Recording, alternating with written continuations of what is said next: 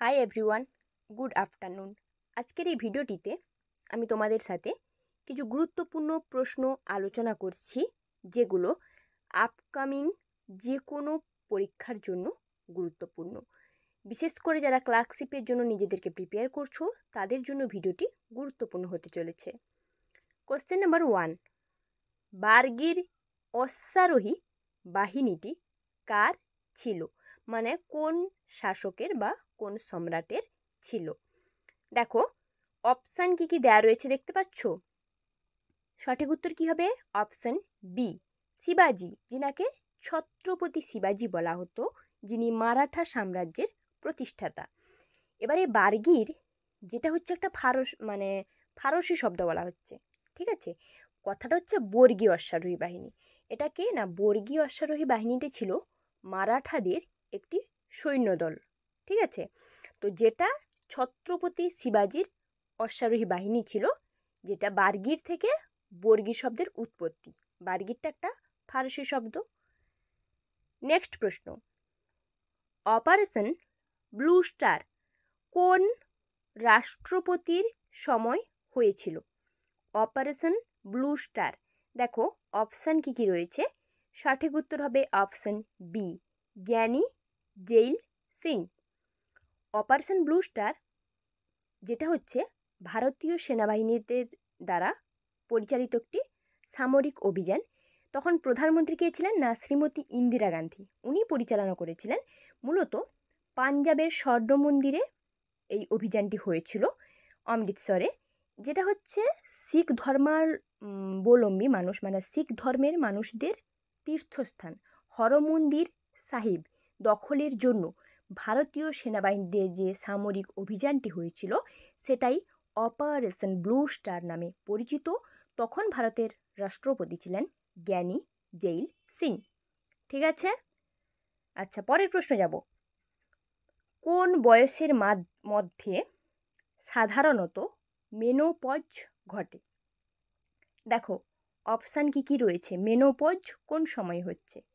সঠিক উত্তর হবে অপশান ডি, 45 থেকে 55 বছর মানুষের মধ্যে। মানুষ বলতে মূলত মহিলাদের মধ্যে এটি ঘটে, মেনোপজ, ঠিক আছে।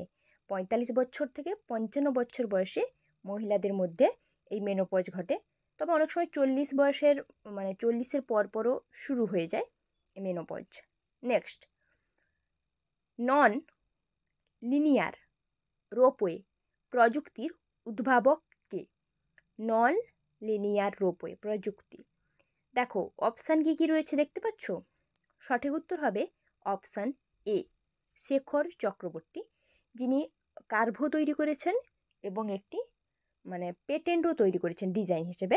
শেখর চক্রবর্তী, যিনি বিশ্বে প্রথম নন লিনিয়ার রোপওয়ে সিস্টেমটাকে তৈরি করেছেন বা এই প্রযুক্তিটা উদ্ভাবন ঘটিয়েছেন, ঠিক আছে। নেক্সট কোশ্চেন যাব। ভারতের প্রথম মহিলা নির্বাচন কমিশনার কে ছিলেন? প্রথম মহিলা নির্বাচন কমিশনার, দেখো অপশান কি কি দেওয়া রয়েছে দেখতে পাচ্ছ। সঠিক উত্তর হবে অপশান ডি, রমা দেবী। ইনার পুরো নাম হচ্ছে VS রমা দেবী, যিনি কর্ণাটকের প্রথম মহিলা রাজ্যপাল হিসেবেও দায়িত্ব পালন করেছিলেন। এছাড়া উনি ভারতের রাজ্যসভায় মহিলা হিসেবে প্রথম মহাসচিবের দায়িত্ব পালন করেছিলেন এবং উনি ভারতের প্রথম মহিলা নির্বাচন কমিশনার হিসেবে নিযুক্ত হয়েছিলেন, VS রমা দেবী। নেক্সট কোশ্চেন কি বলেছে দেখে নিই। কোশ্চেনটা কি বলেছে না, গর্ভপাতের সময়সীমা বাড়িয়ে 18 সপ্তাহ করতে চলেছে কোন দেশ? দেখো অপশান কি কি রয়েছে। সঠিক উত্তর হবে ডেনমার্ক। গর্ভপাতের সময়সীমা যেটাকে বাড়ানো হয়েছে 18 সপ্তাহ, ঠিক আছে। আচ্ছা, আমি পরের প্রশ্ন যাব। কি রয়েছে কোশ্চেন নাম্বার 7, কি বলেছে দেখি। সম্প্রতি ইউপিএসসি এর চেয়ারপারসন হিসেবে কে নিযুক্ত হলেন? ইউপিএসসির চেয়ারপারসন যিনি রিসেন্টলি নিযুক্ত হয়েছেন, সঠিক উত্তর হবে অপশান বি, প্রীতি সুদান, যিনি ইউপিএসসি এর রিসেন্ট চেয়ারপারসন হিসেবে নিযুক্ত হয়েছেন। নেক্সট কোশ্চেন, সিটি স্ক্যান করা হয় কোনটি ব্যবহার করে? সিটি স্ক্যান যে করা হয় কোনটি ব্যবহার করে করা হয়? দেখো অপশান দেয়া রয়েছে। সঠিক উত্তর কি হবে? সঠিক উত্তর হবে অপশান সি, এক্স রে। এটার উত্তর আশা করি সবারই জানা, এক্স রে। আচ্ছা, কিভাবে ব্যবহার করা হয় আমি একটু এক্সপ্লেন করছি।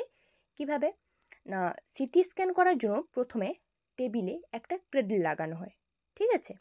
এবার টেবিলটি যখন কোনো মানুষে মানে যার সিটি স্ক্যান করা হবে ওই ব্যক্তিকে যখন স্ক্যানারে নিয়ে যায়, স্ক্যানারে নিয়ে যাওয়া হয়। এবার স্ক্যানারে নিয়ে যাওয়ার পর ওই যে ক্রেডলটা যেটা লাগানো হলো তখন ডিটেক্টরের পাশাপাশি এক্স রে টিউব ওটাও কিন্তু চারদিকে ঘুরতে থাকবে, মাথা স্থির থাকবে, চারদিকে শরীরের চারপাশে ঘুরতে থাকবে। ওই এক্স রে টিউব যেটা শরীরের চারপাশে ঘুরছে তখন শরীরে পাতলা পাতলা টুকরোগুলোর চিত্র তৈরি করবে, এভাবে স্ক্যান করা হয়। নেক্সট, ভারতীয় সংবিধানের কততম ধারায় ট্রাইব্যুনাল গঠনের কথা বলা হয়েছে? কততম ধারায়? দেখো অপশান কি কি দেওয়া রয়েছে দেখতে পাচ্ছ, ট্রাইব্যুনাল গঠন। সঠিক উত্তর হবে অপশান এ, 262 নম্বর ধারায়। ট্রাইব্যুনাল বলতে কি বোঝাচ্ছে? ট্রাইব্যুনাল হচ্ছে সংবিধানের দ্বারা বা কোনো আইন দিয়ে গঠিত একটি বিশেষ বিচারিক ব্যবস্থা, যেটা নির্দিষ্ট কিছু সময়ে বা নির্দিষ্ট কিছু বিষয়ের বিচার নিষ্পত্তি করবে, সেটাই হচ্ছে ট্রাইব্যুনাল বলা হচ্ছে সংবিধানে। নেক্সট, পশ্চিমবঙ্গের বৃহত্তম প্রতিবেশী রাজ্য কোনটি? দেখো প্রতিবেশী রাজ্যগুলোর নাম দেওয়া রয়েছে, এর মধ্যে বৃহত্তম প্রতিবেশী রাজ্য কোনটি? ঠিক আছে, অপশান দেখো রয়েছে। সঠিক উত্তর হবে অপশান এ, ওড়িশা। যদি দেখো ওড়িশা, ঝাড়খণ্ড, বিহার তিনটে তো রাজ্য, বাংলাদেশ তো মানে দেশ, তো এখানে তিনটে রাজ্যের মধ্যে ওড়িশা হচ্ছে বৃহত্তম প্রতিবেশী রাজ্য ওয়েস্ট বেঙ্গলের, যার রাজধানী শহর ভুবনেশ্বর। ঠিক আছে, তাহলে ওড়িশা হচ্ছে রাইট অ্যান্সার। আচ্ছা, এই ভিডিওটিতে আমি তোমাদের সাথে আজকে 10টা কোশ্চেন আলোচনা করলাম। এরকম আমরা অনেক ভিডিও রয়েছে, বিভিন্ন কোশ্চেন আলোচনা করেছি। তোমাদের যদি কোনো প্রশ্নের সম্পর্কে কোনো কনফিউশন থাকে সেটা আমাকে কমেন্ট করে তোমরা জানাতে পারো, ঠিক আছে? বা যেটা বুঝতে পারছো না, বা যদি অন্য কোনো প্রশ্ন থাকে সেটাও আমাকে কমেন্ট করতে পারো যে এই প্রশ্নের অ্যান্সার কী হবে, বা কোনো কন্টেন্ট চাইলে, অন্য কোনো বিষয়ে যদি কন্টেন্ট চেয়ে থাকো যে এই বিষয়ের কোশ্চেনগুলো ম্যাডাম আমাদেরকে দিন, তাহলে সেটাও করতে পারো, ঠিক আছে? আর কোনো ভিডিওটিতে অবশ্যই যদি কোনো ভুল বা ত্রুটি থেকে থাকে সেটাও আমাকে কমেন্ট করে জানাতে পারো। তার আগে ভিডিওটিতে লাইক শেয়ার অবশ্যই করবে এবং চ্যানেলটিকে সাবস্ক্রাইব করবে।